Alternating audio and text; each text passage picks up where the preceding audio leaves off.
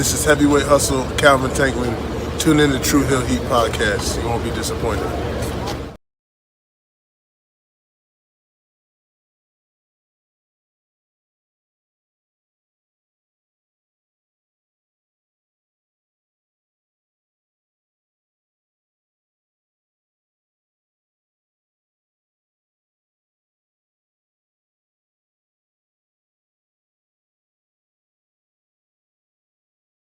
Yo, it's Court Bauer from MLW. Shout out to True Hill Heat. Give them a listen. All right.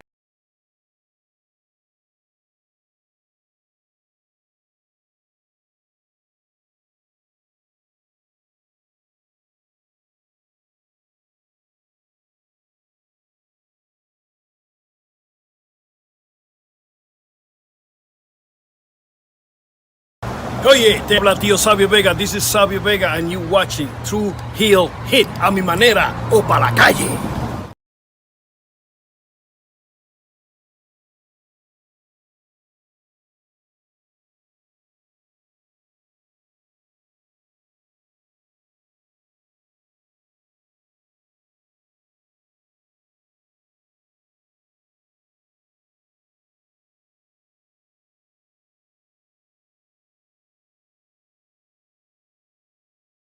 What's up, guys? It's Wolverine Death Machine, Mr. GMSI himself, Brian Cage, and you're watching True Hill Heat. Who better? Nobody.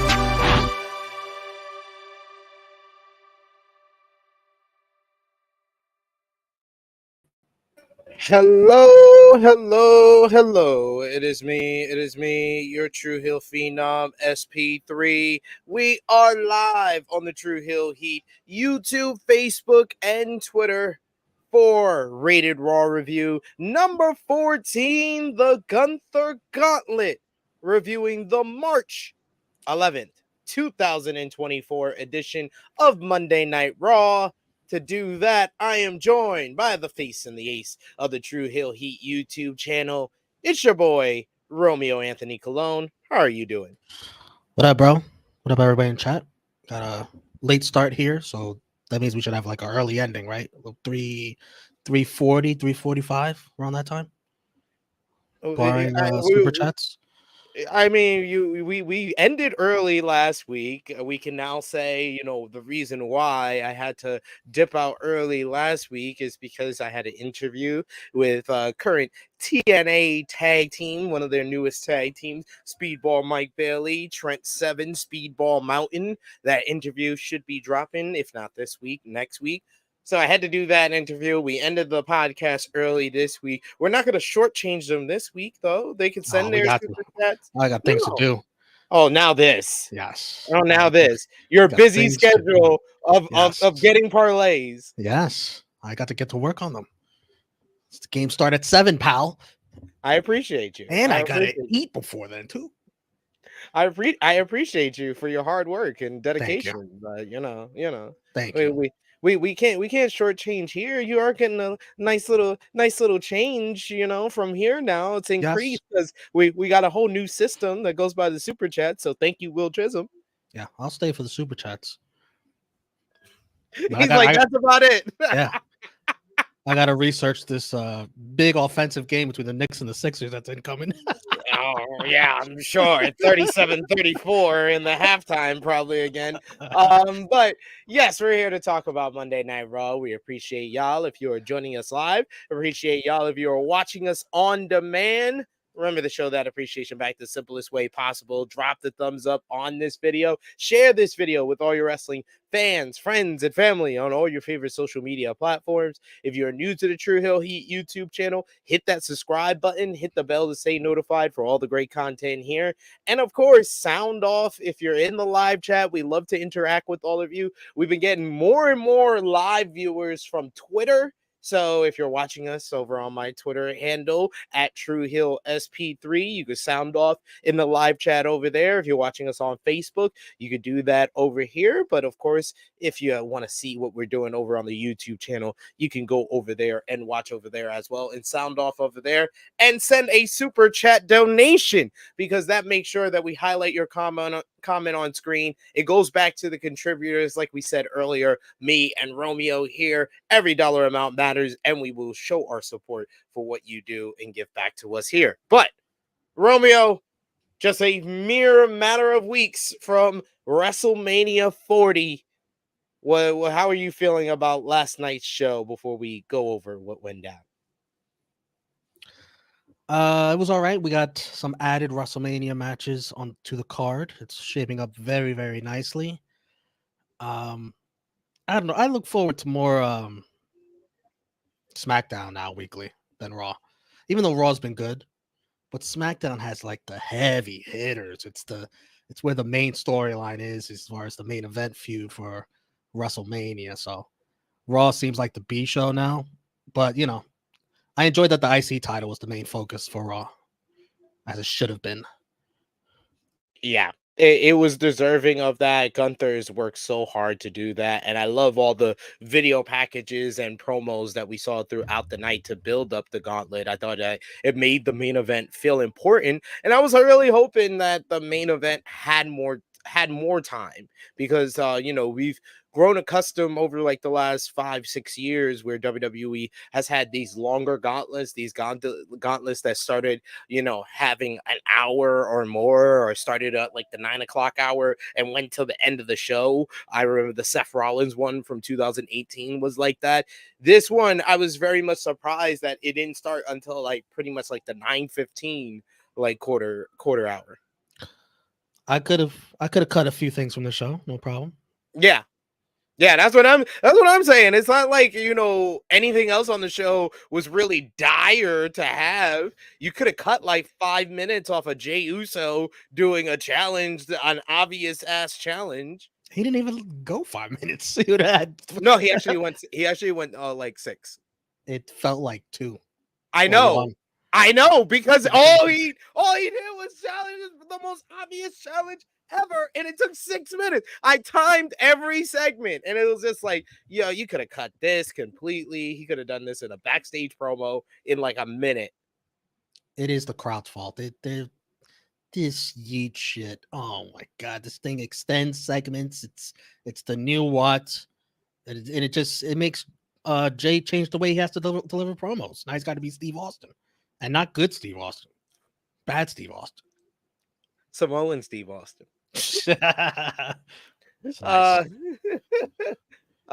show took place from the Toyota Center in Houston, Texas. WWE touted how this was yet another live TV taping that was a sellout. What did you think about the crowd in Houston last night?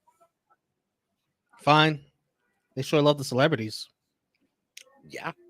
Celebrities came out in force, Had Travis Scott up in the game, showing some love, hanging out with Jey Uso before the show started. I'm like, oh, Jey doesn't look upset that his brother screwed him again last week.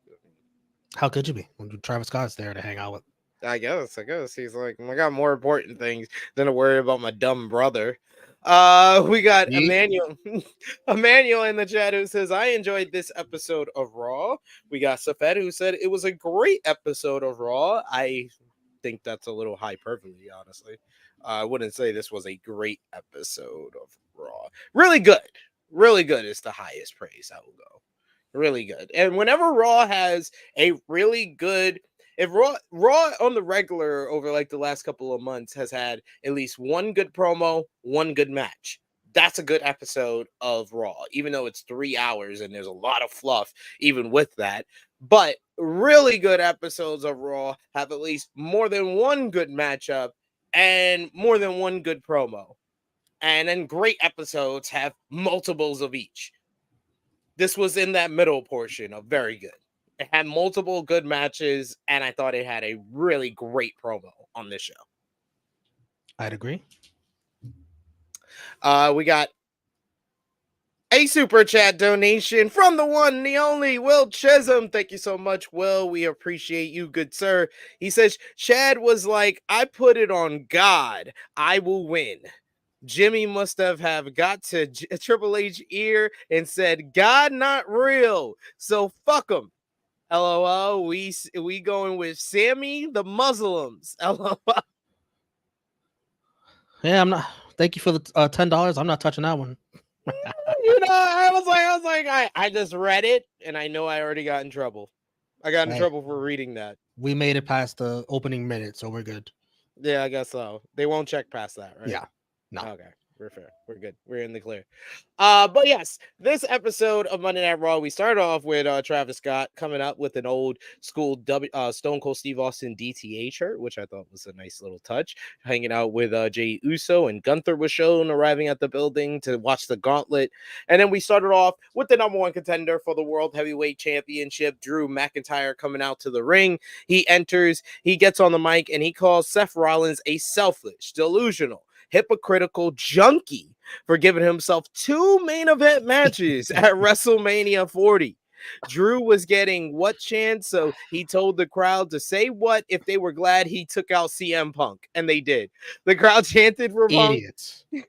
McIntyre said he was the only one keeping CM Punk relevant, so he should be thanking him.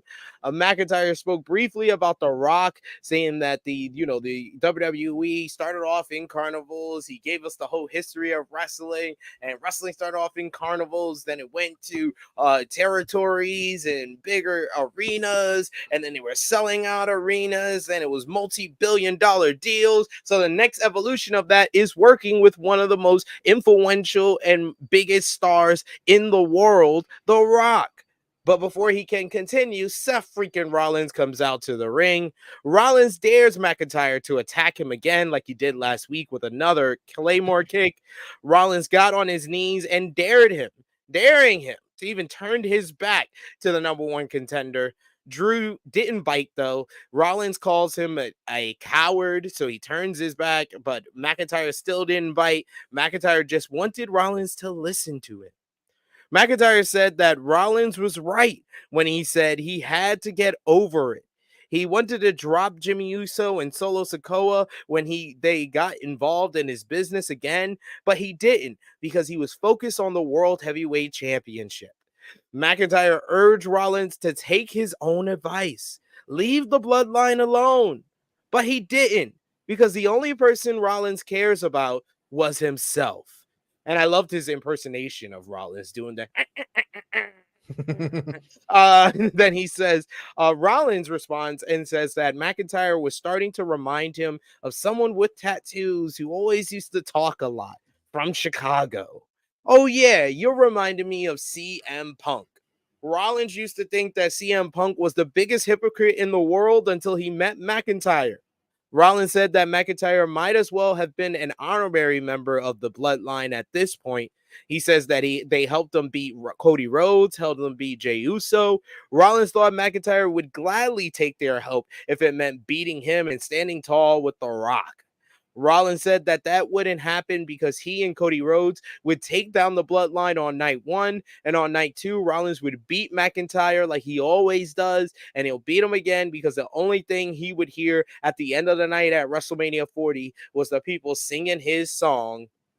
McIntyre figured Rollins wanted him to put him out of his misery once again, but he wouldn't do it because he wanted to beat him at WrestleMania instead. Rollins said that McIntyre was upset because of everything going on right now. He says that he has to worry about The Rock. He has to worry about Roman Reigns. He has to worry about the bloodline. He has to worry about his injured back, his knee injury. He says way down that list, in the least of his worries, is Drew McIntyre heading into WrestleMania. McIntyre didn't take the bait. He instead went to the back instead.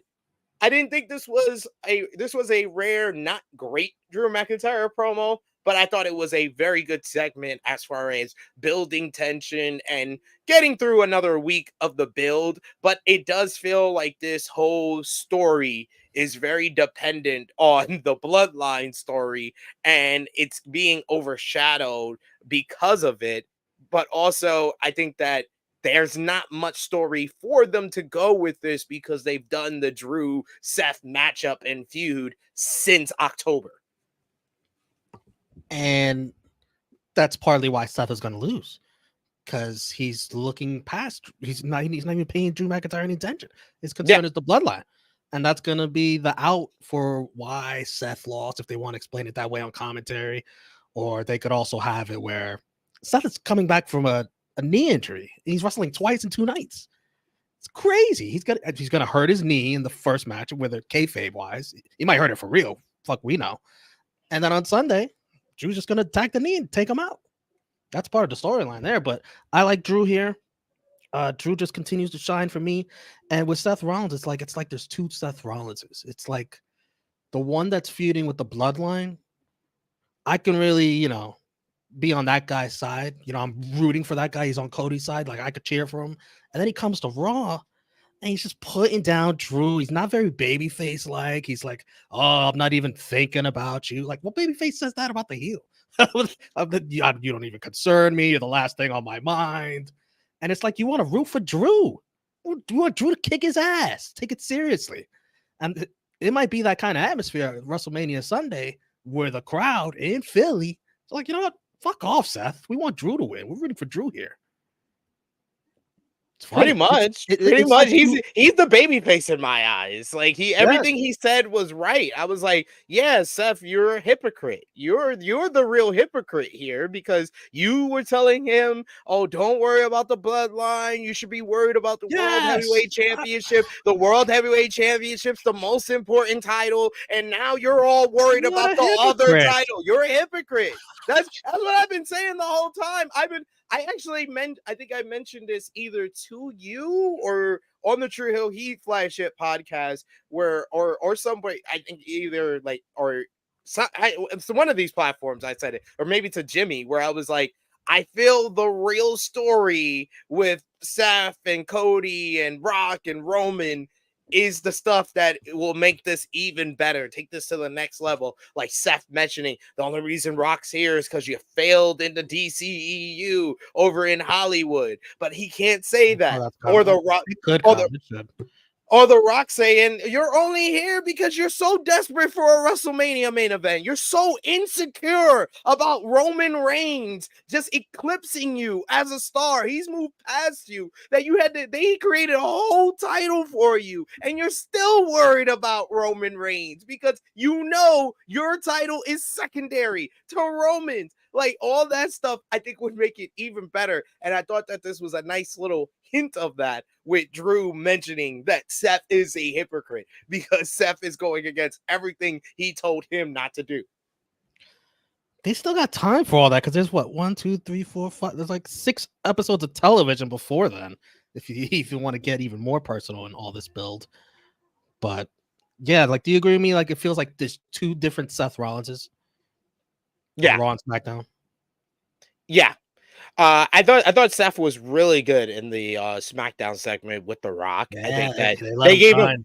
The Rock gave him a lot. The Rock let him play, let him play a role that Chris Jericho did in 2001 in exchanges with The Rock, where he did the shut the hell up, calling him like a goofy name, the Mr. Midlife Crisis, and then getting in his face and not stepping down. That was kind of what Jericho did against The Rock in 2001. And here we are 2 decades later, and Jericho is now Seth Rollins, and Seth played that role to a T, and I thought he looked really good. He was the one that came out of that segment looking the best. Roman was the one that looked the worst because of his cross-dressing line.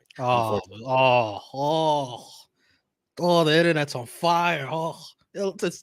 There's worse things that could be said, and we'll get into it pretty soon here. I love how as soon as he said it, I saw it on the look on his face. He was like, "Damn, people gonna say shit about that." Whatever. It didn't bother me. Well, of course, you're not a cross-dresser. He dresses from his wife's closet. Get it, folks? Oh, it's so complicated. It's so hard. It's homophobic. It's so homophobic. It's so homophobic. Why would he say such a thing? Everybody always uses that insult against Seth. Always. They say, "Oh, you dressing up like your wife again." He says it a different way. "Oh, how dare you." Hilarious. The internet's funny. I love it. They're so predictable. But I want someone to, instead of just keep saying, "Oh, you're a crossdresser," or "Oh, you're dressing your wife's clothes," I want someone to say, "You're only redressing you're so insecure. You're just a very insecure man. You're so insecure that your wife's a bigger star. You had to start dressing like her." I think that's a great line that no one has said. They just keep mentioning, "Oh, you dress like a girl. Oh, you dress like this. Oh, you dress like that," and you're not going to the real reasoning. They're getting closer. The Rock might do that. The Rock might. Yeah, I want The Rock to do it. The Rock would roast him. We got another super chat donation from the boy, Will Chisholm, the GOAT. Thank you so much, Will. He says, "It's crazy how Jey got over with the yeet by being drunk, and WWE ran with it." They ran with it so much that they now have a Spirit sponsorship. I mean, good for him. He's making money off of it. I mean, just goes to show you sometimes good things can happen when you drink. Sometimes Drunks are excellent. Being a drunk is excellent. But yes. Moving on, we had our opening matchup up next. Well, first, I think that we saw Damage Control arriving at the building. We also saw WWE congratulating themselves on reaching 100 million subscribers on YouTube. We'll be there one day. They got a very nice, fancy little button. You saw that plaque they got? It's very nice. It's funny because me and Jimmy McIlrath had a talk yesterday when we were filming for Atlanta for his channel. I was like, "You're halfway to a $100,000 plaque." He was like, "They probably make that shit for like $2, but that's gonna be like my lifetime achievement award." I was like, "Yeah." I was like, I had a dream the other day. I'm gonna be like 45. It's gonna be like a decade from now. True Hill Heat finally at 100,000 subscribers. When we get that plaque and I get to put that up on the wall, I'll be like, "All right, I'm retiring. Romeo, here's the keys." It is not going to take that long. Hey, I'm ballparking it. Probably be sooner. We get a nice little good Chad Gable video package focusing on tonight's gauntlet match. What did you think about the Chad Gable one? I thought that it was very interesting. He was the only one that got a solo video package heading into the gauntlet later on in the night. We would get later Bronson Reed and Shinsuke Nakamura got one. JD McDonough and Ricochet got one. Sami Zayn did not get one, conspicuous by his absence. Well, remember that a long time ago, they had Sami Zayn, wondering about his path to Mania. They interacted with the Imperium and Gunther, and you were like, "Oh, that's his path."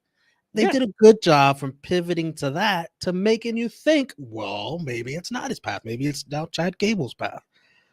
So I think in that sense, they did a good job of having you think there were multiple people that could win this match. At least not those two. That's it. But in doing so, they might have disappointed quite a few people out there who got their hopes up thinking, "Oh, this is looking good for Gable." And you get what you get. We'll talk about that later. We shall, because people are disappointed. Then we had our opening matchup, which was Becky Lynch going one-on-one with Liv Morgan. This was set up by Liv getting involved in Becky's matchup last week against Nia Jax. And I thought that this was a really good matchup. This had a faster pace than we're used to with the women's matchups. These two women have some good chemistry that they developed during their feud back in 2022. And I thought that Becky was doing great with her selling throughout this matchup. The way she sold Liv Morgan's big code breaker, hit her with like 2 big ones for a near fall. Then they battled on the apron where Liv Morgan hit a big sunset flip power bomb onto the floor, which Becky sold well as well. I thought she was concussed. Hell yeah, she protected her head though. Yeah. Morgan rolled Lynch into the ring, only got a 2 count. Lynch avoided Oblivion and hit the manhandle slam, but Morgan was able to slide out of the ring. Later on in the matchup, that got called back as Liv Morgan hit the Oblivion on Becky Lynch, and Becky was able to roll out of the ring. Liv tries to try something off the top rope, but Becky is able to catch her, hit a second manhandle slam to pick up the victory in this one. This match going 15 and a half minutes, got plenty of time through 1 commercial break. So I got 2 segments for this one. And like I said, they cut a fast pace to this one, had a very competitive matchup with some really good near falls towards the end. So a really good effort here to make Liv Morgan look strong in defeat. And then after the matchup, Rhea Ripley comes out to the ring looking great here, and then she gets in Liv Morgan's face. Liv Morgan gets in her face and says that she's gonna take everything that she loves away from her as a referee pulls her away. Then I'm sorry, but Liv's, when she's angry, her voice is hilarious. I cannot take it seriously. It's so funny when she's yelling at Rhea here. I was like, oh my god, she's trying to be serious, but I can't help but laugh. But Rhea gets into the ring and she basically calls out that Becky Lynch has been cutting a hell of a schedule since this match was made, since she won the Elimination Chamber back in February. She's been wrestling every single week, and she asks if it's all worth it. Lynch nods. She says she keeps getting into fights and leaving it all in the ring. We keep getting closer to WrestleMania, but Lynch keeps fighting no matter what. Ripley knew Lynch wanted to prove that she was still the best, but deep down she knew Ripley was better, and she kept picking fights because she needed an excuse for when she lost at WrestleMania. But Lynch wouldn't be the man. She would just be a disappointment. Becky responds and says she planted a seed of doubt weeks ago when she said Ripley might be better than her. That seed grew into a tree with roots and vines that wrapped around the whole world. But you see, Rhea, when people believe in me, I'm good. But when people doubt me, I'm great. Lynch said that it was her against the world, and the world didn't stand a damn chance. Becky, man. Becky and Rhea have knocked it out the park every time they have had a promo exchange. This was a really good one with Becky with that money line of when people believe in me, I'm good. And when people doubt me, I'm great. Rhea with the whole story kind of giving us the story of the build-up to this matchup. I asked the question last week if Becky being distracted with Nia and Liv was taken away from the build to the Rhea matchup, but this whole promo kind of tied it all together and told us that the build to this is Becky really it goes back to that first promo exchange that they had before the Rumble, where Becky says she thinks Rhea is better than her, and she's been trying to prove herself wrong ever since there, and that's why she keeps getting into all these fights with everybody else, is to prove herself before she gets to WrestleMania that she can beat Rhea Ripley. Yeah, all this stuff was really good. Becky and Liv, these two have chemistry. Liv improved tons by Becky carrying her and helping her get better in their feud a long time ago. So this was a solid match reminiscent of their past battles. They still got great chemistry. And afterwards, the Rhea stuff and Becky stuff was good too.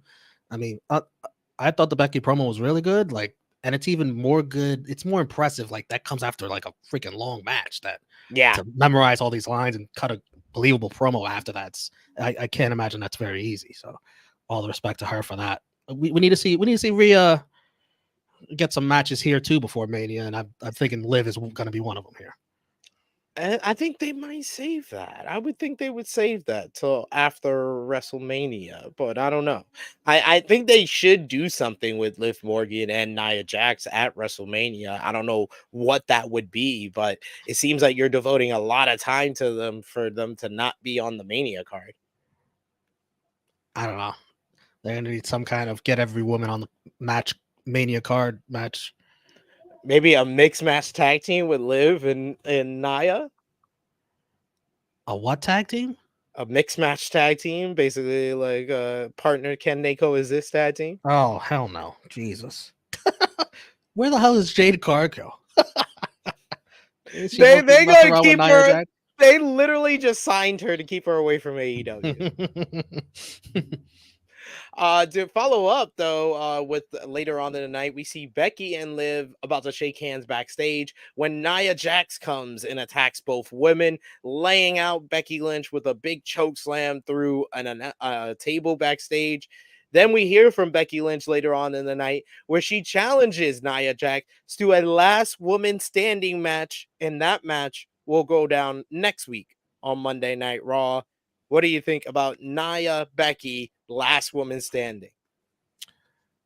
This should be good. They're gonna beat the tar out of each other, and anybody can interfere now. Last woman standing. Rhea want to go in there, Liv want anybody. Come on down. Just mass chaos. But no, Becky should win this and put an end to this. You think?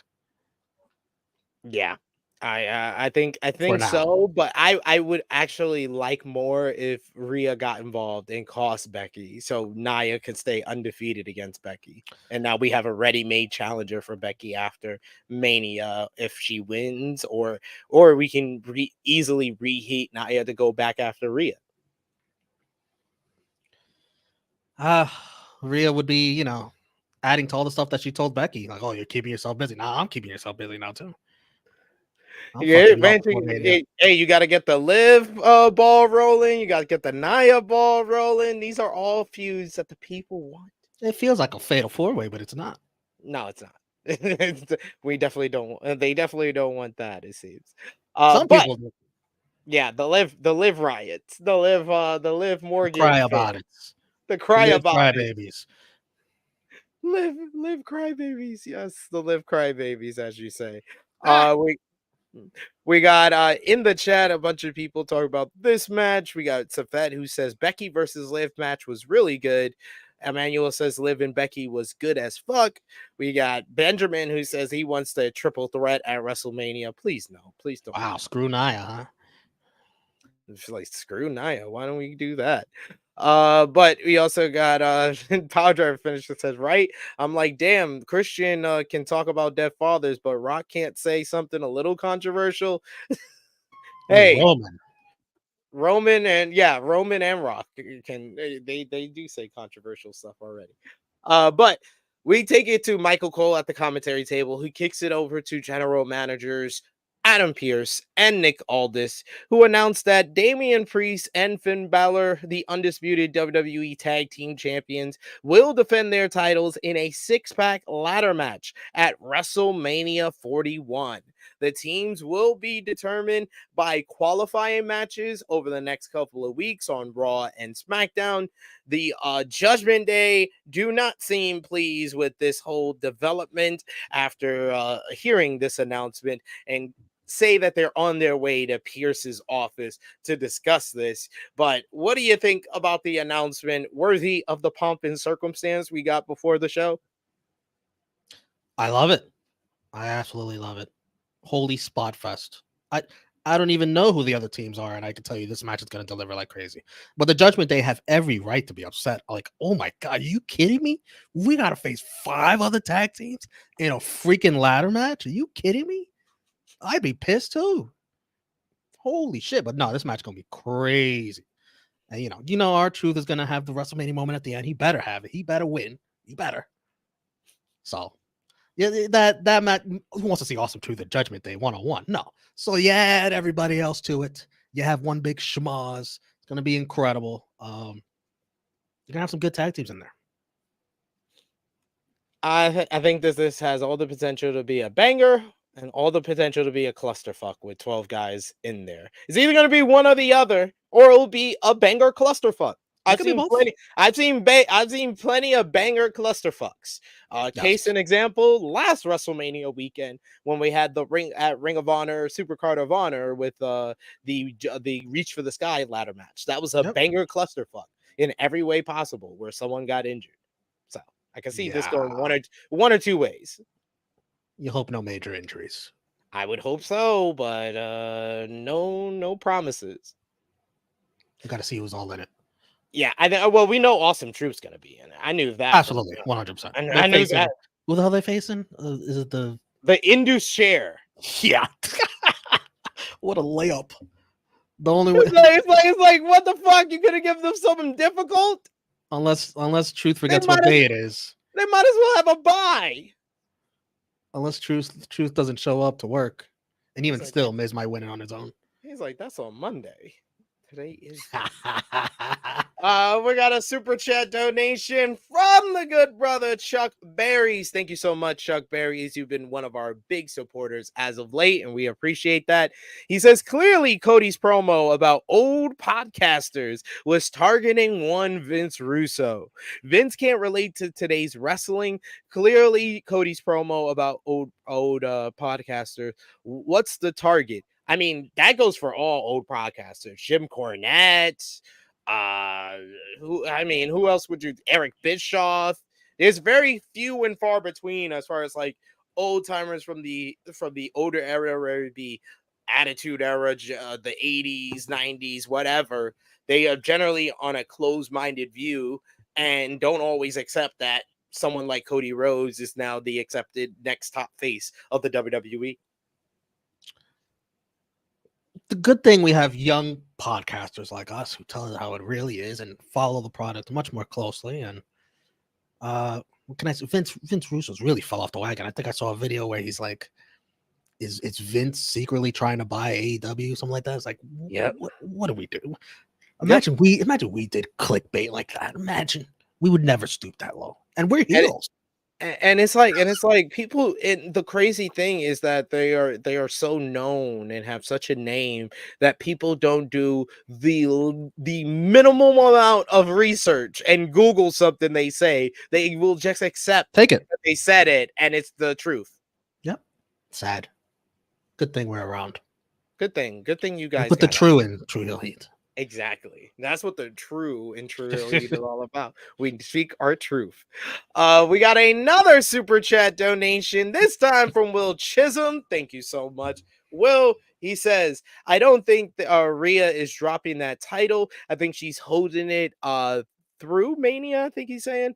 With her versus Bianca, they will brand it title versus streak. We know Triple H is holding that one. Will, you know, this is one of my pet peeves. Well, you've been here long enough in the community, in this chat, to know this is one of my pet peeves of when y'all repeat one of my ideas and y'all try to make it sound like it's yours. Because this was my idea. I said WWE was going to make Rhea versus Bianca bigger, and they got to maintain Bianca's undefeated streak at WrestleMania, and Rhea's going to hold the title for 2 years heading into 41 or 42, because Romeo also brought up that they do want to do Bianca and Charlotte. Yeah, so they might try to get that done next year. You can't, like, Bianca's streak is nothing. It's nothing. What number is it at? I don't even remember. Like, if I can't remember the number, it's not. He's that 3-0. Yeah, it's not that big of a streak to be building it up. Oh, title versus streak. You know, you have to keep building a streak. You have to take it seriously. Keep going. It takes time for these streaks to matter. 3's nothing. Like, you go through a list of wrestlers that have had a winning streak of 3 at Mania. A whole bunch of them. Yeah. Rob Van Dam had a 3-0 streak. Edge had a 3-0 streak. Streaks. Edge had a longer one, right? Yeah, I think Edge won. Wait, what do you win? He won WrestleMania 16, 17, 18. That motherfucker never lose. He wasn't there 19, wasn't there 20. 21, he won money in the bank. 22, he won against Foley. He was 5-0, and then he lost the money in the bank at 23. Yeah. For Bianca's streak to hold any weight, she needs to win more. Yes, I agree. And then we got one last super chat donation before we continue on with the show. Another one from the good brother Chuck Berries. Thank you so much, Chuck Berries. He says, and can we please split the tag team titles back up again from Raw and SmackDown? So I think it was around like 4 or 5 o'clock yesterday when WrestleVotes put out the initial report that Adam Pearce and Nick Aldis had a big announcement. And I think I'm one of the only, because I do writing over at WrestleTalk for anyone who doesn't know, and I was working, and I look at other outlets doing the same stories that I would do, so I'm not saying the same things, and I think I was one of the few that kind of put the connection together that Nick Aldis had said a couple of weeks ago that they had an announcement about the tag team titles, and that was probably what they were going to make here. So when that came out, I initially thought, okay, maybe they're going to announce 2 tag team showcases to determine the 2 male tag team champions, one for the Raw tag team titles and Raw for the SmackDown tag team titles, or WWE tag team titles and World tag team titles, because they seem to be going back to that. But no, we just got this announcement of the 6-pack challenge. Well, what would you do to the Judgment Day then if you did that? I would have done Judgment The Day. titles? No, I would have done a 4-way with Judgment Day's Raw tag team titles. It would have been Judgment Day, Awesome Truth, DIY, and the Creeds. And you take the SmackDown titles from them and put it up for grabs in another one? Yeah, just make new. You're gonna make brand new. SmackDown Judgment Day tag wants to team have a champions. word with you too. That's the same way they had with Pierce. Hey, everybody's out to get the Judgment Day. What is going on here? Come on. hey, no one wants Awesome Truth to be undisputed tag team champion. I think But like you that's said, why. but That's it's why like you people are said. asking for the split the tag team title. But it's like you said, it wouldn't be for long. I'd rather have new belts, first of all. Can we do that? I don't mind one set of tag team champions. I really don't. But the belts have got to go. Them disgusting shits. They've got to go. It's been long overdue. We've overdone all the other titles, and we're taking forever with the tag titles. What are we doing? After That's WrestleMania, true. let's go. That is true. Everybody's gotten to redesign stuff for these damn tag, damn Ugly shits. dime fucking dime fucking nickel, right? No, it's a dime now Yeah. because it's silver. So like at least a dime or a quarter. I don't know. Yes, Not in it's so bad. It's so bad. Yes. But up next we had our second women's matchup of the show. Look at that. All the women's matches up top in this show right here. And this would be an interesting one. Candice LeRae and Indy Hartwell versus Ivy Now and Maxine Dupri. This was set up during the backstage segment last week where Candice showed a little bit of heel tendencies, talking down to Maxine Dupri, playing off of the online discourse in regards to Maxine Dupri and her wrestling ability. During this one, Maxine comes in and she looks like she's on the verge of victory, got a lot of momentum, hits a big drop kick, and then gets her momentum for the caterpillar, where she does a cartwheel into a reverse caterpillar. And yes, it looks as bad as I explained it. Finally, she gets to her feet and turns around, and Candice LeRae is standing there and starts to confront her, telling her that she shouldn't even be doing the caterpillar because she can't do it right. And the fans were booing her because she didn't belong here. LeRae said the internet comments were nothing compared to what the other women in the locker room were saying about her. LeRae also said that Dupri should be glad that her dead brother wasn't there to see what a disappointment she was. An upset Maxine goes to leave, but a confused Indy Hartwell is told to boot her in the face, and she does. LeRae hits Ivy Now, knocking her off the apron, and then tells Hartwell to take the pin. 1, 2, 3. The Way picks up the victory. The referee just stood there instead of counting, but LeRae, who was not the legal wrestler, so it was. I mean, I was confused by this. I was so baffled. I was like, oh my God, holy shit. They're using the online discourse, the online narrative of Maxine as an angle to build sympathy for her. But unfortunately, folks, I hate to tell WWE this, that's not going to make her any better in the ring. What did you think?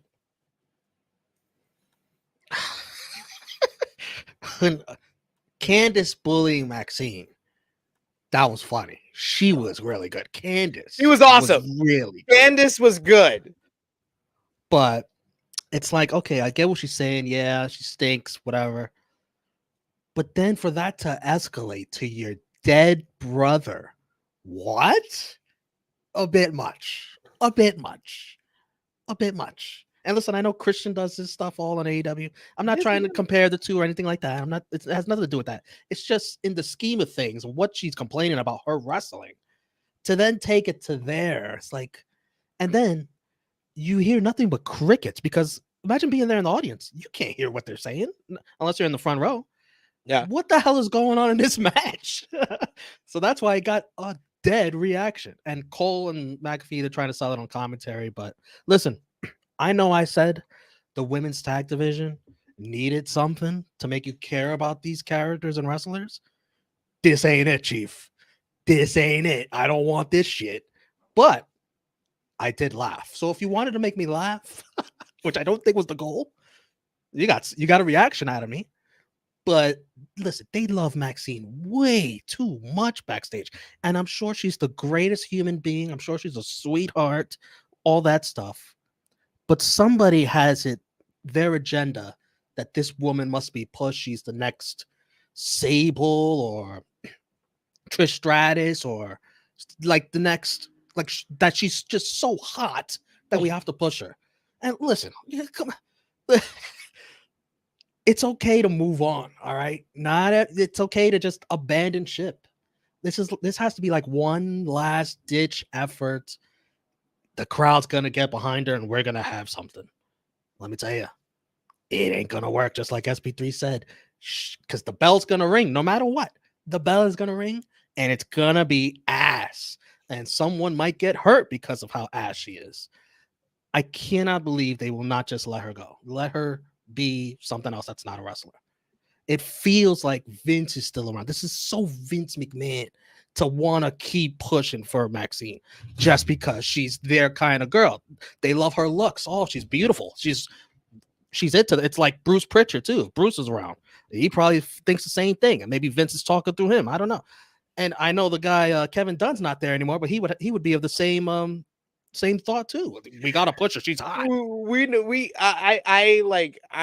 know that earlier in our group chat you kind of tried to allude that maybe it was Bruce or he was playing proxy for Vince, but this is Triple H one-on-one. Triple H loves to tap into the online narrative, and as far as like the dialogue, as far as the dead brother line, that I would say maybe that was Bruce Pritchard's suggestion, and then Maxine naively basically gave consent for them to use that. I feel like Triple H, his hands are tied, and that they really want to push her, and that he has to come up with something. And it's like, why not just come up with the realistic stuff? Because that is Triple H's style. But I don't think if you had left it up to Triple H, I don't think he'd want to have so much attention and focus on someone who is not good in ring. That's not his style. He's gotten rid of the Omos's, Jesus Christ. Yeah, I wanted to share this because Wrestle Talk posted this up following the segment, but it is a real story, folks. It is a real story of Maxine's brother. I believe his name was Wyatt. He did pass away. He relied on a ride share because of his rare disorder, and his last trip ended his life. Ah, man, wasn't there one time in WWE where somebody said something about someone that died too? What was it? It was Paige with Charlotte talking about Reed. Man, it's always very distasteful. I don't know why this comes off distasteful, but Christian doesn't. I don't know why. maybe it's because of Christian's delivery. I don't know if it's Christian's delivery or I don't know what it is, but like Christian says it and it comes off funny. This, I thought that it was very effectively done. I thought that Candice was great in the role. I thought that Maxine sold it pretty well for what she can do. But there was kind of an underscore of, yeah, it kind of feels You know what else it is? distasteful. It's because Candice has only been acting heel for what, 2 weeks? Yes, that It's out too. of nowhere. That too. It's out of character for her. Not saying that she can't be healed. She can be healed, but you got to build up to this. This is like dastardly shit. She went from bubblegum babyface at Elimination Chamber 3 weeks ago to freaking I'm gonna talk about a dead brother now this week. And you got her, hanging out backstage with Andy and Johnny and Ciampa, and they're not as fucking. They can't. Ciampa can get there, but he's not. He's a babyface right now. It's like it makes no sense to wait right now. Like if she's hanging out with Dexter Loomis, I could see that. Well, whatever happened to that guy? Does he still have a job? Yeah. We got a super chat Apparently he donation does. from Will Chisholm. Thank you so much, Will. He says Bianca versus Charlotte. You could do that at SummerSlam in Cleveland. LOL.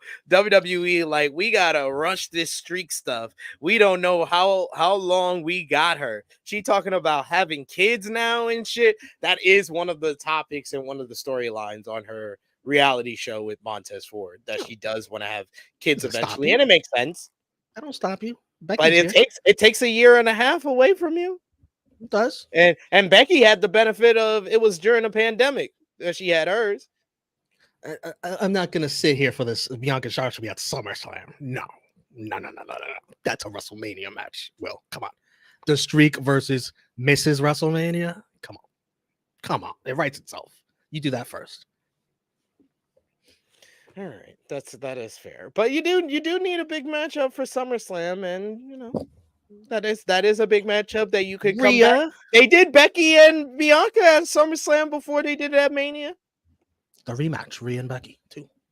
There you go. We also got another super chat donation from our boy Will Chisholm. He says, I'm with Jimmy now. Triple H is evil, putting her out there so she can die out there. LOL. USA, let her know she sucks. I think Triple H's hands are tied. He's being forced to. He wouldn't do this with anybody. He didn't use Lacey Evans. He shipped her ass on out of there. That is true. And Eva Marie as well. Any people that are usually bad wrestlers, Triple H is like, you're not working today. Omos is gone. You don't see Omos anymore. He on house shows. Yeah. We got Will Chisholm with another super chat donation saying that Christian gets a pass because most Americans don't like their dad. That's probably true. Like the one of the loudest lines of lyrics that we sang during our trip to Greensboro was Eminem cleaning out my closet. When I fucking wish he was dead, my dad. I fucking wish he was dead. Line from that song. We said that the loudest because most Americans don't like their dads. It seems. I don't know. Didn't Christian? Yeah, Christian tweeted something. He tweeted, "They all want to be me." Did you see that? Yep, I saw that. He's awesome. I wonder if some of it has to do with one's a male heel, the other's a female. It's like it comes off differently. I don't know. Yeah, but I think it's mostly that Candice has just started acting like a bitch. That is true. But moving on, we go backstage to the Judgment Day, coming to Adam Pearce and Nick Aldis to discuss them making the ladder match. Balor says that he hates ladders and they hated this idea.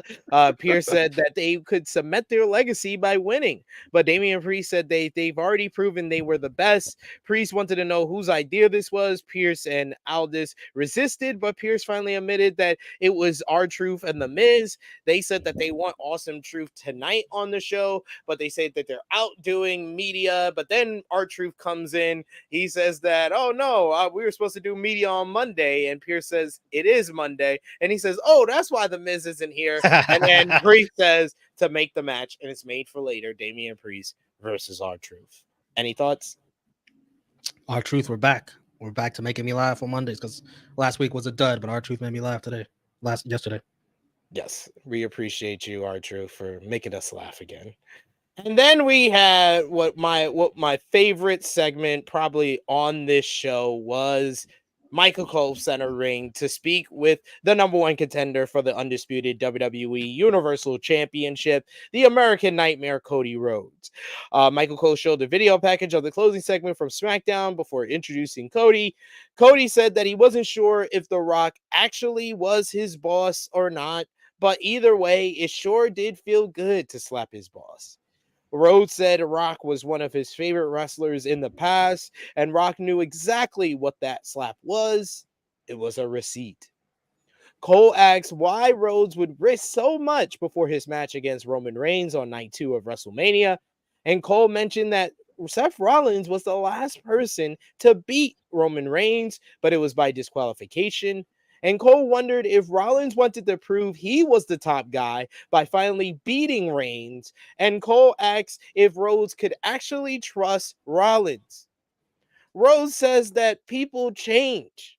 He left WWE and smashed the throne only to return and work with the man who sat on the throne. And now that man is one of his closest working allies. He even teamed with Jey Uso.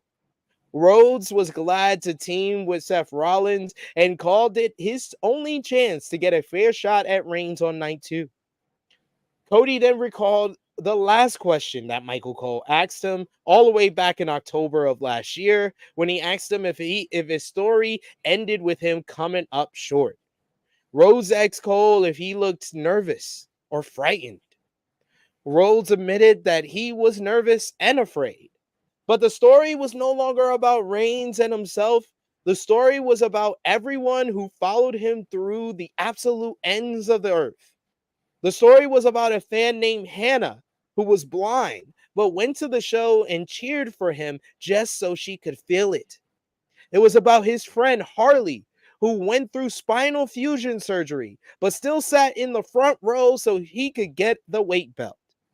It was about the fans like that and fans from his own family, like the sister that The Rock didn't mention, who was the original shotgun rider with their dad. The story was about his mother, the only parent he has left. I'm trying to show the emotion. He got emotional here. This is great. He couldn't hand the title to Dusty Rhodes, but he sure as hell could hand it to Michelle Rubio. Cody got very emotional and the fans started chanting his name.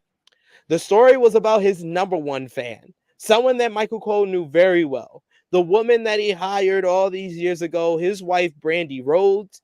She took a chance on him when he wore a goofy mask and was taking RKOs every night. If anyone deserved this, it was her. The story was beyond him, but it was up to him. Rhodes then gets up, looks into the camera, and he said that he heard what Paul Heyman said last year about they were just in the third inning. Well, I guess you know by now that we're no longer in the third inning, fellas. We're in the last inning. Cody says that Michael Cole, for the first time, he would be able to say that Cody Rhodes is the first Rhodes to become the undisputed WWE Universal Champion. And at WrestleMania, Michael Cole could finally say Cody Rhodes finished his story. Cole and Cody hug. Cody gets onto the apron. He does this too sweet and gun salute to the WrestleMania sign, points to it. This was absolutely tremendous. This is what you call a money baby face promo that grew his connection with the fans. That with after this promo, there shouldn't be any shadow of a doubt that Cody Rhodes is the next top babyface in professional wrestling in the WWE. He is the guy that they need to strap the rocket to and put this company on his back. The whole story, he gave you a history lesson of everything that he's been through in the past 2 decades that has led him to WrestleMania 40, why he has this issue with Roman Reigns, why he needs to be the one to dethrone Roman Reigns, why he needs to finish his story. He did it all here and sold both main events for WrestleMania superbly. Cody Rhodes is one of a kind. Cody, Becky, maybe Punk is the 3 best promos. Whoa. You forgot one. Drew's not up there yet. Drew hasn't done the money promo yet. I name people who have done money promos, who have sold money matchups with their promo. Drew does a great job of selling his character.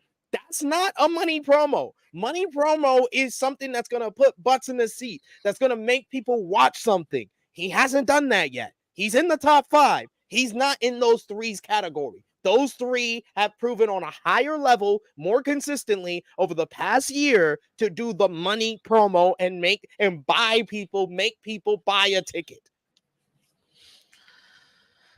The disrespect to Drew. But anyways, well, tell me the money promo. What money promo has he had? He doesn't. The show's not centered around him. The pay-per-views, they're not centered around Drew McIntyre. So it's not his responsibility to sell a pay-per-view. So that's a no. This is his first time he's put in a prominent spot. Well, this is his first time he's put in a prominent spot to do that kind of stuff. What is he supposed to sell? No. Oh, he wasn't WWE champion for a whole year. Well, that character stuck. And he didn't sell a goddamn ticket. We're talking about nowadays. Anything.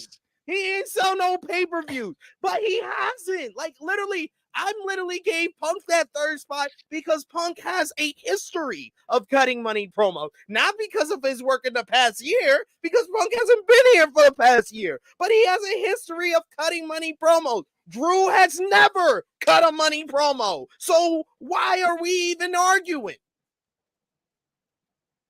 Put Drew in the position where pay-per-views are centered around him, and maybe he can. But he hasn't. That's all I'm saying. What if you're basically nothing's been sold around CM Punk so far? You're basically giving me the what if. He sold Royal Rumble. What does Rumble? They all sold it together. Nah. The money promo Cody and Drew. Cody and Punk. Cody and Punk was the money promo. All of them together. But anyways, was there anything else you want to say about the segment? Or you got it? I gave my piece. You go ahead. I think this did a good job selling for the casual fan, the normal fan, the fan that's watching every week. For me, when he started crying, it was a bit much for me. I sort of groaned. I was like, because it's like, oh my god, here we're gonna go, Cody crybaby. It's like, but I'm sure it connected with you, connected with most of the audience, so I understand how it worked, how it came across. I thought he finished strong for sure. I like the final inning stuff. He should have mentioned Liberty. He should have mentioned his daughter. He's probably saving that for the money promo. Yes, saving that for the goal. He's gonna be like, I already said in Philly, he's gonna be like, yo, Brandy, I did it. I bet you, Michael Cole, man, I bet you he hardly sleeps thinking of how he's going to call that moment. Because it's going to be important. It's one of those lines that, live on in WrestleMania history, and wrestling history, and WWE history. That call to that finish of the match. Obviously, he has to mention, Cody, finish the story. That's the main line, but he's, he'll probably have more than that. Cole's so good. I know Rock's going to be on SmackDown. I hope he goes after this promo. I hope he tears it apart. I hope they let him, I heard it's likely he might do a Rock concert. Yeah, he does a Rock concert. I hope he does some kind of like crybaby song or something like that. Like this, he needs to get on Cody crying on Monday. He needs to get in that ass for that. If he can roast him for tearing up here, that would be the perfect response from The Rock. Yes. He needs to roast Cody for getting all of them, because Cody always gets whenever he brings up his parents, whether they be alive or not here with us, he gets emotional. Yeah, but I did like the idea that Dusty's not around, but he can give that title to his mother, and I hope his mother is there at Mania. I hope the whole family's there. I mean, they were there last year. Yeah, I hope so. Like, we're not going back. We're not experiencing that again. It's like we're good. We're good. We got Power Driver Finisher says, I'm so hyped for Cody finishing his story. I want Cody to not finish his story. That's what I think. That's what I've been on this whole time. Power Driver Finisher is, I think WWE is so hyped and like, oh my god, this is like the culmination of one of our greatest stories we ever told. Extra innings. But what are we gonna do after? Like that's I think we're in extra innings now. Bonus baseball. Bonus baseball. We got a super chat donation from Will Chisholm. Thank you so much, Will. He says, do y'all think when Cody wins the title, they do Cody versus Rock at the Saudi pay-per-view? Because I can see that being the title match. I could definitely see that being the title match for Saudi Arabia, because they would pay The Rock enough money to make that happen. I think Rock would want that to be a WrestleMania match. I agree. Even if that's 2 years from now. I agree. But yeah, next up, we had a title match. We had the WWE Women's Tag Team Championships up for grabs as the Kabuki Warriors defended against Zoe Stark and Shayna Baszler. And I believe is this the first time ever that Raw has had 3 straight women's matches? I don't know, but I wouldn't be shocked. I wouldn't be shocked either. Kabuki Warriors coming out in force with Io Sky and Dakota Kai in their corner.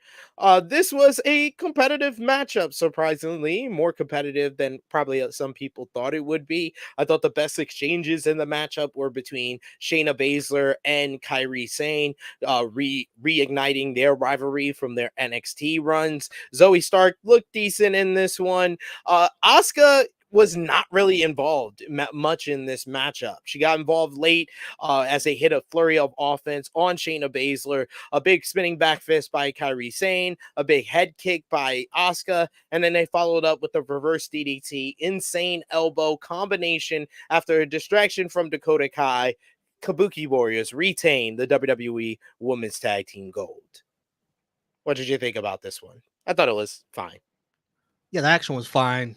It got better reactions than usual from the crowd, but still pretty quiet. It's just, when I say better reactions, it's just like better than silence, but better than the silence we got with the Candice match. Yeah. I mean, you knew who's going to win. It's building up the heat on damage control, specifically Dakota Kai too. So Dakota Kai's facing Bayley on Friday. That should be very interesting.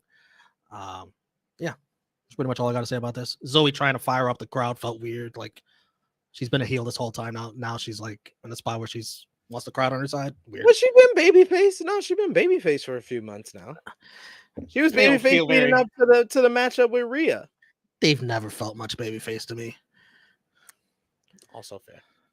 We got another super chat donation from Will Chisholm. Thank you so much, Will. He says, I laughed so hard when they showed the picture of Rhea and Buddy, and Pat said, who's that? And Michael acted like he didn't say a word. Absolutely. That was hilarious. He said, because Cole's just waxing poetically, oh, look at the stars we're out at UFC. And you clearly see Buddy Matthews right next to her. And Pat McAfee's like, with who? And Cole just no-sells it. Just keeps talking about the next subject on his card. It's hilarious. I love it. Because Pat McAfee doesn't. He's just being a dick. He doesn't get sometimes the things that WWE doesn't want to talk about. He's just on his own world, his own universe. Yeah, I want to talk about it. I want to talk about it. I had somebody on Twitter who's like, "Oh no, he really doesn't know who that is." I was like, "No, Pat McAfee totally knows who Buddy Matthews is, and he was being a troll." Yeah. We had up next the Judgment Day backstage talking things over when Andrade El Idolo steps in to approach them. Rhea says that Dominic Mysterio wasn't there tonight, but they did want to speak with him because Dom speaks highly of Andrade. Rhea invited him to talk business when Dom returned. Andrade said that he was on board with that. He's all about his business. After he left, though, Balor said that he agreed with Dom about Andrade, that the guy could be very useful to them, and Priest was fine with that, but he wanted to focus on WrestleMania and said he would handle R-Truth tonight.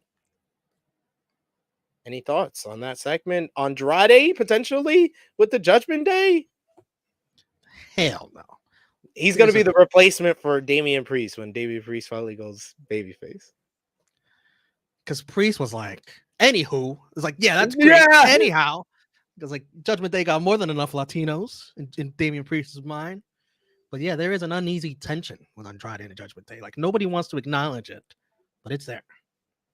It's very interesting because what is Andrade going to do? Feud with the whole Judgment Day by himself? That never works good for anybody. Nope. You need allies against the Judgment Day. Exactly. I'm interested. I'm interested to see how this goes for Andrade. But I'm glad that they got him into some type of story early on with his return. It's good. It's good news, especially with him, interacting with the top heel faction.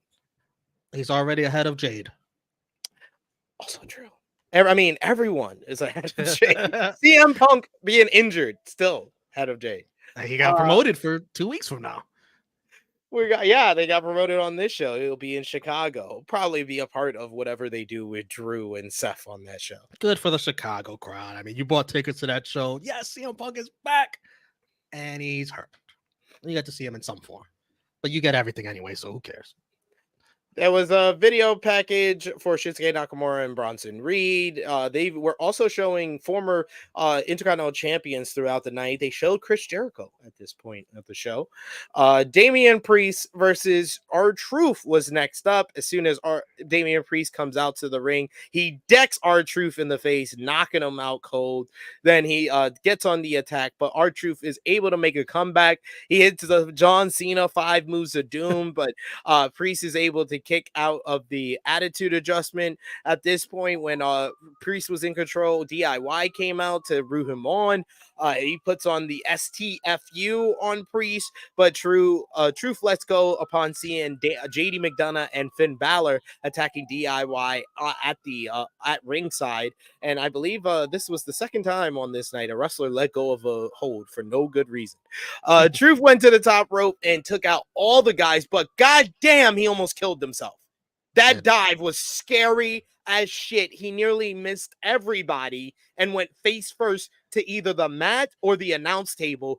That shit would have been scary. But he gets back into the ring. Priest hits a big clothesline, South of Heaven chokeslam to pick up the victory here. I thought that this was a solid little matchup with the crowd picking up the energy a little bit during R-Truth's comeback. Post-match, the Judgment Day jumped DIY, laying them out. Fine. Build up that heat on Priest. Keep building it. Keep putting R-Truth down. R-Truth's going to have his WrestleMania moment. That is going to happen. So Judgment Day can have all the fun from now until Mania. Yes, indeed. And the DIY is definitely going to be in that match for sure. Yeah, I was like, you already told us two of the teams on this show. But the poor Creed brothers are out there. Because aren't they facing them? Yeah, but they've lost like twice to the Creeds, if I'm not mistaken. So they're kind of due. No, they beat them one time. Remember the time where Brutus landed on Priest? And then what was it? Julius kicked out and Priest he looked, and that's when the Creed brothers were on I'm talking about the DIY. Oh, DIY. Okay. Yeah. DIY has never beat them. So that's what I'm saying. I hope the Creed brothers are in the match somehow, like a last chance or something. Shit. I don't know, man. They changed the Creed's. They might kill somebody in that match. They changed the Creed's music, and I heard it sucks. It's Death Rebel, so not surprising that it sucks. I didn't really like their other theme, anyways. I mean, it was better. It's better than what we're gonna get apparently. But next up, we got Jey Uso comes out to the ring. He's dancing. McAfee's on the table. He's dancing. And then Jey cuts a promo basically recounting his history and what's been going on with Jimmy Uso. Keeps sticking his nose in his business. He says that, well, excuse me, I wrote down the notes here. He said he came to the Raw for a fresh start, yeet. But the bloodline wouldn't let him go, yeet. Oh, Jimmy please. wouldn't let him go, yeet. Leave But the yeets Jey out. proposed brother versus brother, yeet. Twin versus twin, yeet. Blood versus blood, yeet. Jey versus Jimmy, yeet. At WrestleMania, yeet. And Jey and Jimmy to accept his, told Jimmy to accept this challenge, yeet, so he can knock the yeet out of his ass. Yeet.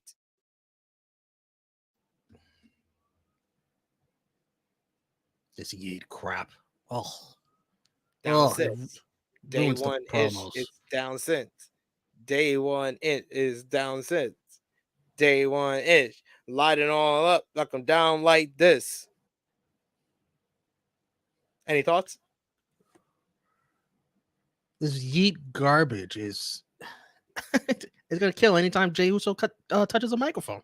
Listen, he's not the greatest promo in the world, anyways, but this just makes it even more annoying. Oh, it's like they gotta up the intensity in this feud. This feud, you know what it needs, right? Blood. We're not gonna get it. It needs blood in the worst way. We can't get it unless it's incidental. Anybody saying, I think one was it Jimmy? Who was it? Jimmy or Jey? Dude, Jimmy, right? I said, you know, if the Sami bloodline stuff, you ain't seen nothing yet when it's Jimmy versus Jey. Was it Jimmy that said that?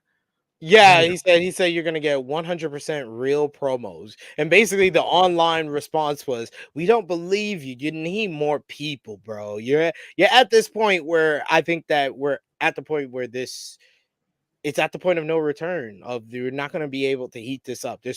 I don't think there's that many weeks, and the stuff they've done since since Elimination Chamber has been good, but it doesn't feel like it's heated up in any way." I don't know what they're gonna do with Jey and Jimmy. I'm sure the match is gonna be fun when you get to the actual match. Yeah. But going to trying to make this feel as emotional as they gotta up the emotion in this feud because it needs the emotion. It needs, you know what it needs? You know what would help a lot? It's Rikishi. I don't know if he would help out this feud. Tons of story. Make him choose us. I don't know if he could do a ref. I don't know if you want him to do a ref. Maybe an enforcer. I don't know, something. He needs to be in the story. It's the father. He needs to be in the story. But who knows? Maybe they're doing multiple matches. But it's WrestleMania. Make it as big as possible. We got a super chat donation from the good brother Will Chisholm. Thank you so much, Will. Appreciate you. He says that dive show, R-Truth is 52. Hey man, catch R-Truth, man. He's a senior citizen. Catch R-Truth, yo. That dude's in his 50s. What are we doing? This guy gets hurt before Mania. Yo, come on, man. All this build, and then the Judgment Day just gonna win the ladder match. Protect R-Truth.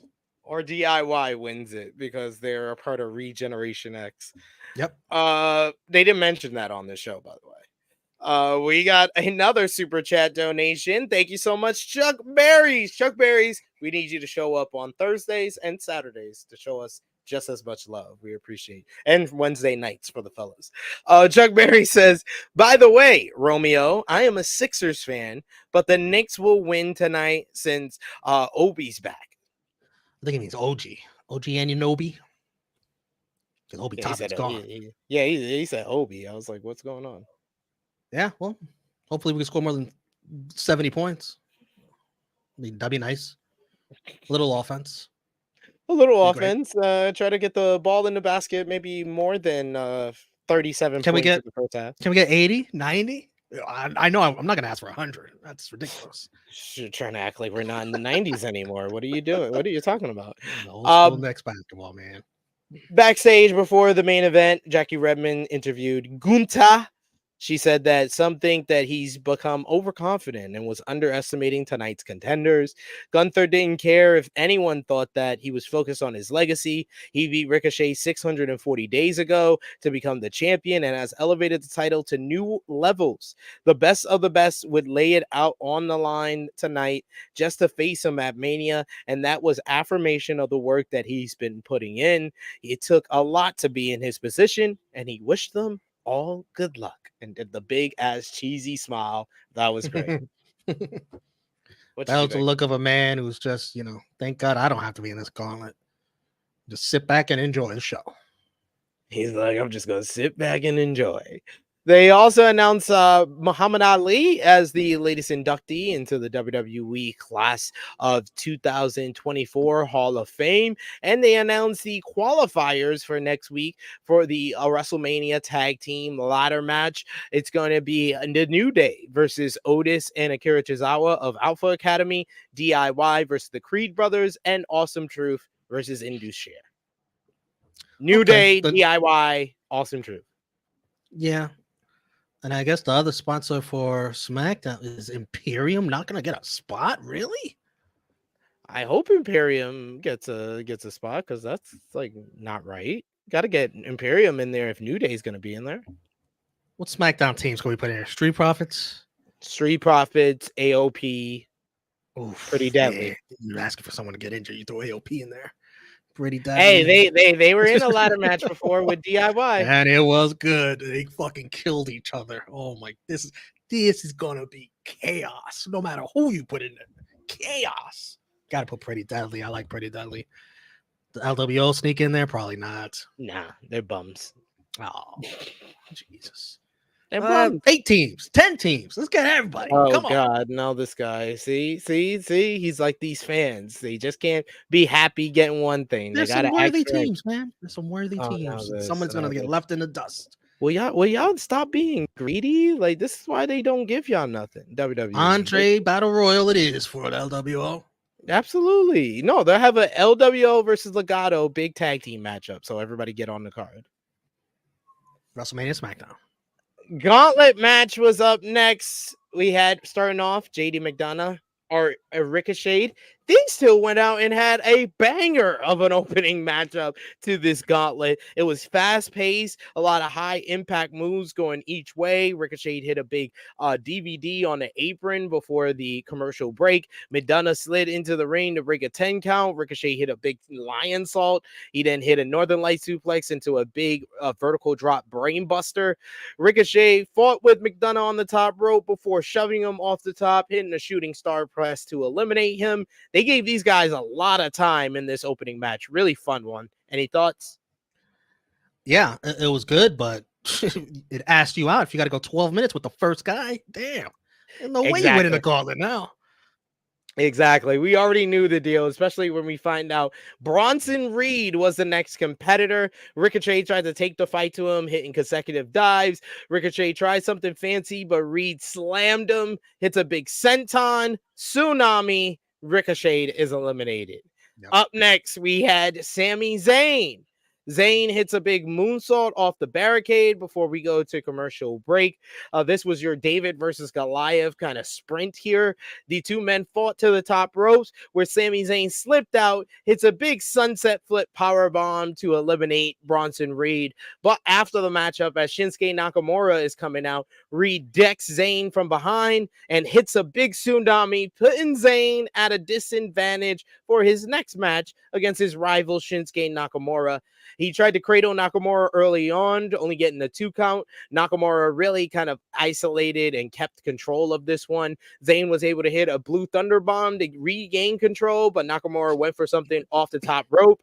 Zayn was able to duck it. He hits a luva kick to eliminate Shinsuke Nakamura, leaving us to the final two. Yo, hold on. What a bum, Shinsuke.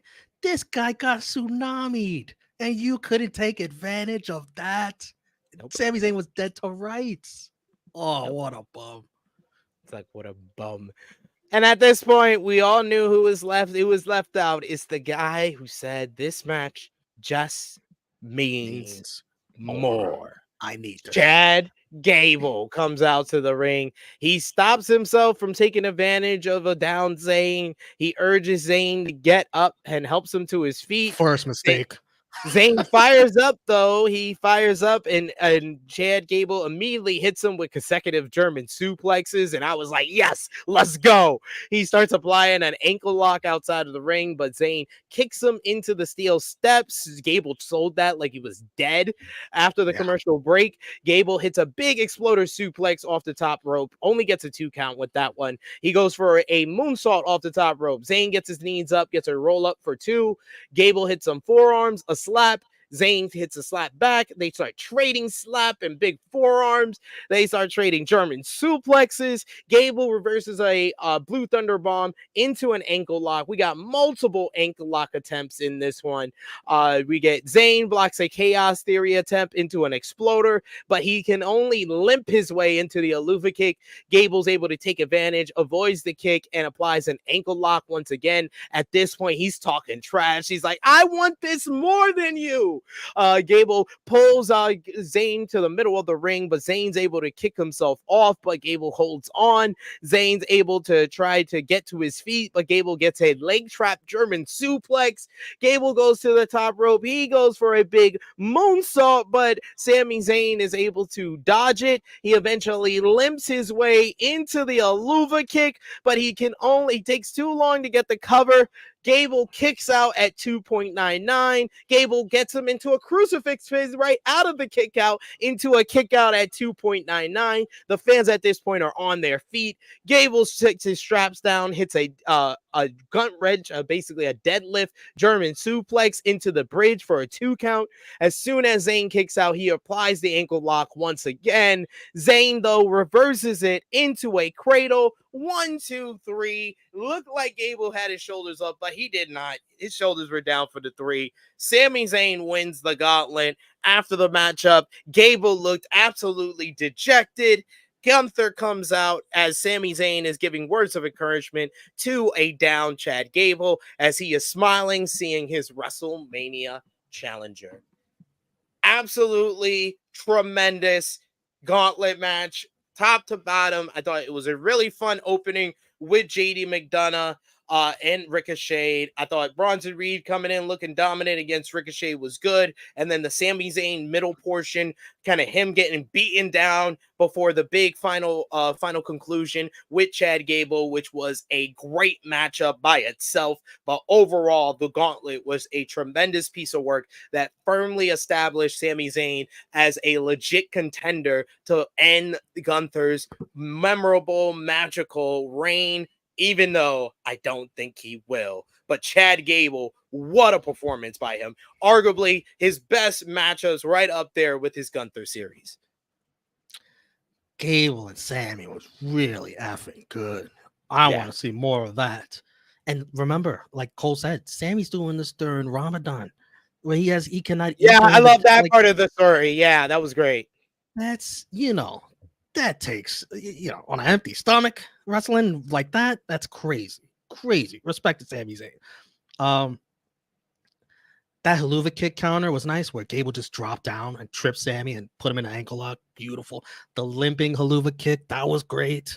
He still got enough momentum to hit that. Great near fall after that. Both guys were delivering, like, I think most viewers, like, you didn't want to see one of them fail because you love them both. And that's the way the story built it, is like they both need this. Gable needs it for his reasons. Sami needs it for his reasons. And you knew one of them was going to fail. I'm glad someone won. I didn't want that finish people were suggesting where a double pin or something like that. It's a triple threat. It would have felt too forced, too contrived. I didn't want that. I'm glad somebody won and there was a loser. Unfortunately, I just feel bad for Gable because, like, they really did center the story around him. The last couple of weeks, they made it about him more than Sami, even though it started with Sami. They shifted to make you think Gable was winning, and then boom, psych! They pull the rug out under you. We're going back to Sami, which it's probably the bigger Mania match. Sami's the bigger star, but if anybody's going to be Gunther, I'd rather it be Gable and not Sami. I don't think Sami needs it. It'd be great for his story, like, oh, I won a championship. But we've seen Sami in the mid card. He doesn't need to be IC champ. His story is being the world champion. That's what we want to see Sami Zayn. Chad Gable, we want to see him ascend by being the IC title, IC champ, and all that. And it'd mean much more for him to beat Gunther than it would Sami. Like, it'd mean a lot for Sami. It's a big win, don't get me wrong. Whoever beats Gunther. But he's won the title 3 times. So yeah, it means more for Chad Gable ascending the card. So this has me believing. By the way, good acting from Gable at the end, showing the disappointment. Sami showing the respect. That was cool. This has me believing that they want Gunther to win at Mania. I don't think Sami's gonna beat him. And then what do you do with Gable? Do you do Gable Gunther the next pay-per-view? Or what I was sort of thinking, maybe that's like a Raw after Mania thing. You could do that, or the next pay-per-view after WrestleMania, I think, is what? Backlash in Paris? Mm-hmm. That's a big matchup to do in Paris. You can have Gunther end his streak overseas before he wins the world title in Germany later in the year. Yeah. I wouldn't mind either one. Would I want Raw after Mania? Probably that. That'd be cool to have like a it's not the world title like Dolph Ziggler was, but it'd get a similar pop. It'd make the crowd go crazy. Yeah. We got Seth who says the Gauntlet match was really good. We got Emmanuel who says Gunther is winning at Mania. That's why it's Sami. We got Seth who says remember today is day 2 of Ramadan for fasting. So yeah, Sami Zayn, man, what an effort he put in. And I think that even if Chad Gable had won, they did it wrong by having him be the last one to come in. Yeah. I feel like even with him losing, I feel like they did it wrong. I feel like he should have been the one that got through and have Sami be like, get up, I want to fight you. And he just loses out because he's been fighting from underneath the whole matchup. Instead, he lost to a guy that got beaten up like 3 times before that. Yeah. Who's in the middle of or just started Ramadan. Yeah, Gable should have been the one struggling, and then Sami comes in. And Gable looked like a cornball when he wants Sami to get up. He doesn't want to win like this, and then you lose. Come on, what a joke! What a he was good joke. He was good in that little backstage exclusive interviews they show on social media with Kathy Kelly. He was good selling the disappointment there. Yes, he was tremendous there. I thought he was excellent with those. He's been excellent with his promo work in the last couple of weeks for sure. Goodfella brings up a good point of one of the thoughts that I had watching that early portion, that really fun matchup where Ricochet and JD McDonough.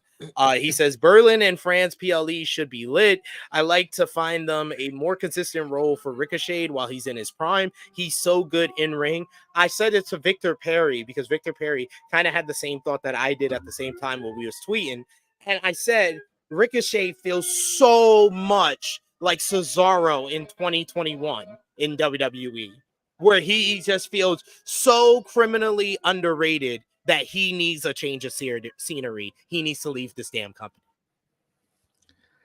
I like the comparison. I think Cesaro got a little bit better in his talking, whereas Ricochet, I don't see it. It's just the talking is the same. It's just it's not going to work in WWE. I feel that his in-ring work is so good, and in-ring work is more rewarded in AEW than it is in WWE. And I'm sorry, I want to see Ricochet and Will Ospreay one more time while they're still in their prime. I agree with you on both points there. Although it'd be hard for me, to leave Samantha Irvin's side. Oh. Well, I mean, I definitely understand that, but he just needs to talk to Buddy Matthews of how you keep your woman from another company, Oh, bringing your woman to the same company didn't work too well for Miro. Just got worse. Things were better when they were separate. Jesus freaking Christ. Charlotte too? for a time. Yeah.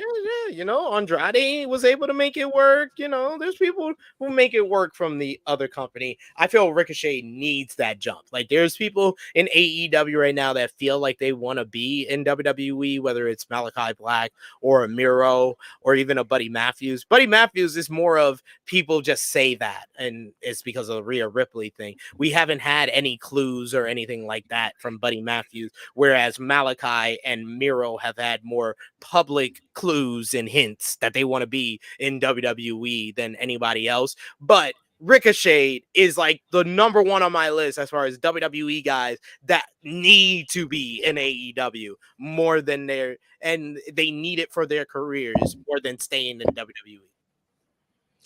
It's true, because there's nothing for Ricochet to do in WWE except deliver a nice match every once in a while without ever climbing the card. Yeah. That's it. That's all they're going to use him for. And I hope that he realizes that if he's going to get more out of his career, he has to make that move out. And that might help him if he wants to go back to WWE, is making the move out, getting a couple of great matches in AEW, getting his name out there again, and then coming back a bigger name. Yeah. But who knows if that's even in his drive, you know, in his personality. Does he want that stuff, or is he just happy collecting, you know, whatever he's collecting and chilling, and I don't have to work so much, or just house shows? I don't know. Some people are like that, and he's in that athletic prime that, like, that's gonna go away eventually. Yeah, like, and I want to see. I rather, like, there's nobody on WWE that I even want to see him, like, that I'm really like, oh man, nah, he can't leave WWE because I want to see this matchup. But, like, I can give you a top 10 of people that I want to see him against in AEW. Will Ospreay, Swerve Strickland, Kenny Omega, Bryan Danielson, Jon Moxley, Claudio Castagnoli. Like, the list goes on and on and on and on. MJF, Samoa Joe. Like, I'd be down for matches that I've seen in WWE in AEW because I think it would be better there.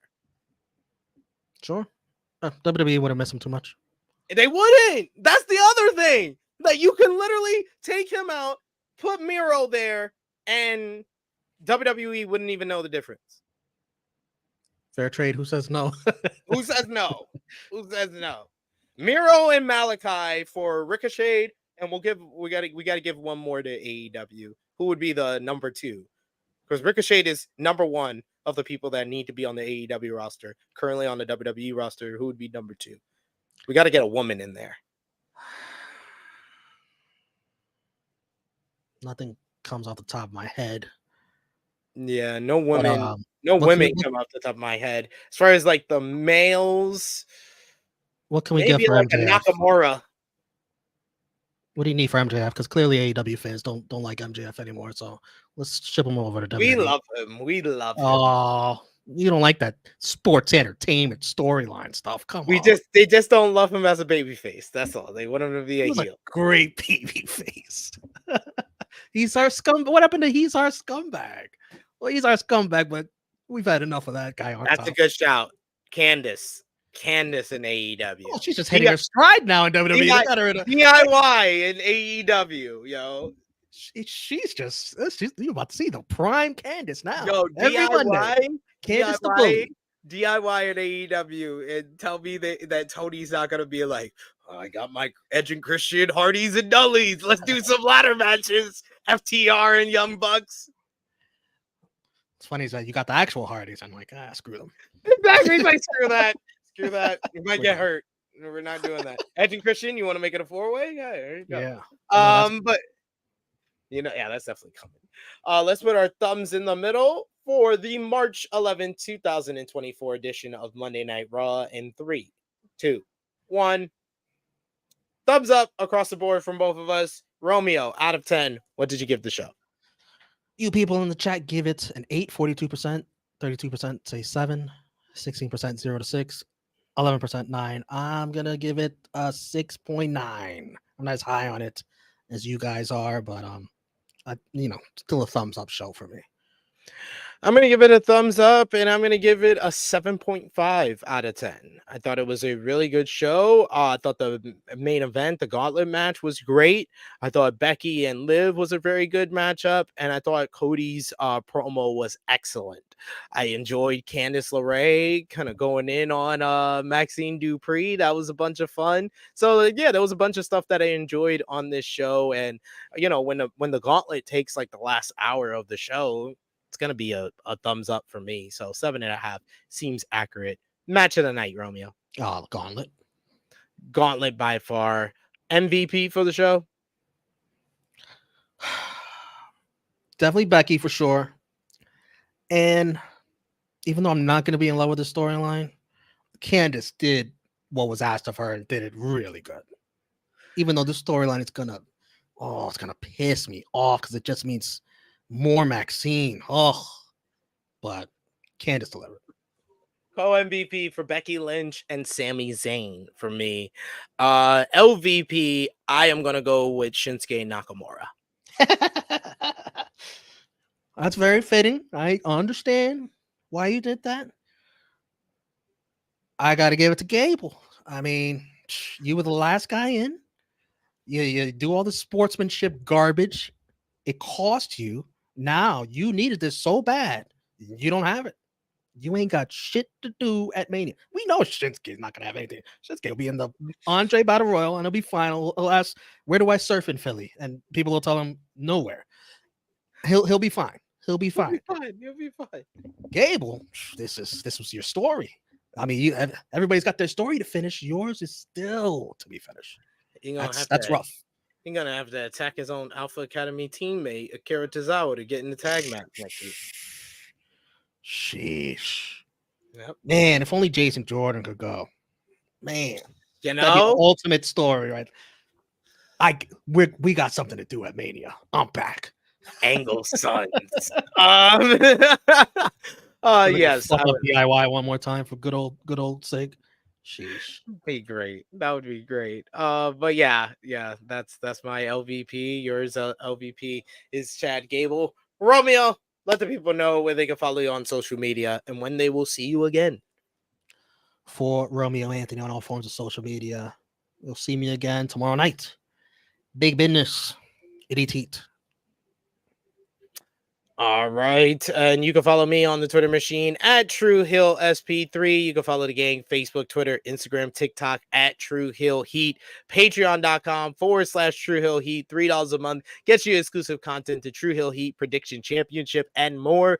We've been getting a little bit more sales over at foryourwear.com/store/True Hill Heat, where you get your Serving Facing Heel shirts, your True Hill Heat new logo designed by Romeo. You can check that out over there at foryourwear.com and get your merch before WrestleMania comes up. And check out all the great content we got on the channel here, like Collision Discourse number 26 from yesterday with me and sober guy JJ, the True Hill Heat Flash It podcast from this past Saturday. Serving Facing Heels returned on Sunday.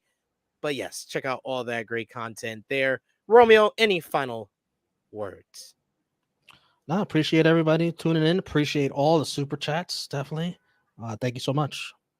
Yes. Thank you to Will. Thank you to Chuck Berry. Thank you to everyone who supported us in the live chat across Twitter, Instagram, TikTok, all that great stuff. Thanks for supporting Rated Raw Review. We will see you next Tuesday. This has been Rated Raw Review number 14, the Gunther Gauntlet, for the March 11, 2024 edition of Monday Night Raw. We are signing off until next time.